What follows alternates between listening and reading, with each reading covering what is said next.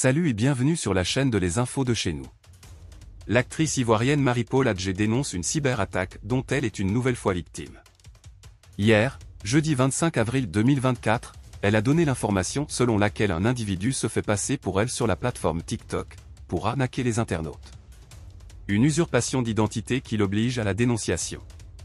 Ceci est un faux profil qui s'amuse à utiliser mon image. Je ne suis pas responsable des informations que celui-ci partage. Veuillez faire attention à ne pas vous faire arnaquer, a-t-elle écrit. Actuellement sous le feu des critiques, l'actrice principale de la série, Maquisard, se montre très regardante sur son image. Dans d'autres nouvelles, le secrétaire exécutif du Rassemblement des Oufoufotistes pour la démocratie et la paix, RHDP, Cissé Ibrahima Bakongo, a organisé, ce jeudi 25 avril 2024, au siège du dit parti, à la rue Le Pic, à Cocody, une conférence de presse pour se prononcer sur l'actualité et en a profité pour donner son avis sur la candidature annoncée du président du Parti des peuples africains de Côte d'Ivoire, PPACI, Laurent Gbagbo. Le secrétaire exécutif du RHDP, Cissé Ibrahima Bakongo, a saisi, ce jeudi 25 avril 2024, l'occasion de la conférence de presse organisée au siège de son parti, à la rue Le Pic, à Cocody, pour revenir sur la candidature annoncée de Laurent Gbagbo à l'élection présidentielle de 2025. À l'écouter, le président du PPACI mène un faux combat.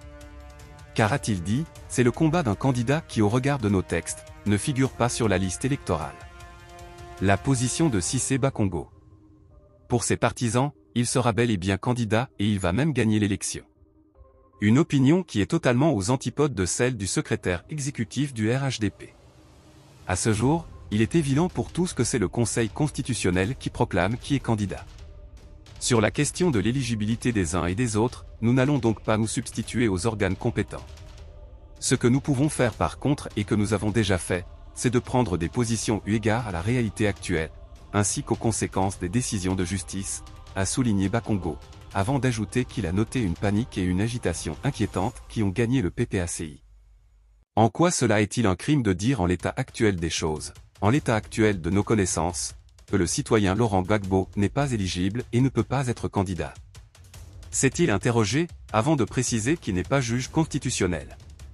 La présence de Laurent Gbagbo à la tête de notre pays a été la pire erreur de l'histoire de notre jeune Côte d'Ivoire.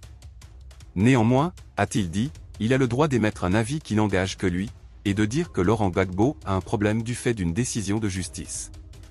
Ce dont Bakongo, au-delà de ces questions de justice, l'histoire de notre pays est encore récente. Les faits sont sacrés, nous dit-on. Il est convaincu que la présence de Laurent Gbagbo à la tête de notre pays a été la pire erreur de l'histoire de notre jeune Côte d'Ivoire. Sa gestion a été émaillée de charniers, de tueries massives, de disparitions forcées, de dégradation massive du tissu socio-économique et de dépravation des mœurs. Pour lui, aucun investissement sérieux n'a été fait sous Gbagbo. Sa gestion a surtout été marquée par son incapacité à assurer la sécurité des Ivoiriennes et des Ivoiriens qui a atteint son point culminant avec une rébellion. Laurent Gbagbo était pourtant, selon la Constitution, le garant de l'intégrité du territoire. Il devrait être poursuivi pour haute trahison, pour parjure, a souligné Bakongo. Gbagbo a été élu par défaut. Selon le secrétaire exécutif du RHDP, il ne pouvait en être autrement puisque Laurent Gbagbo n'avait jamais géré auparavant même pas une association.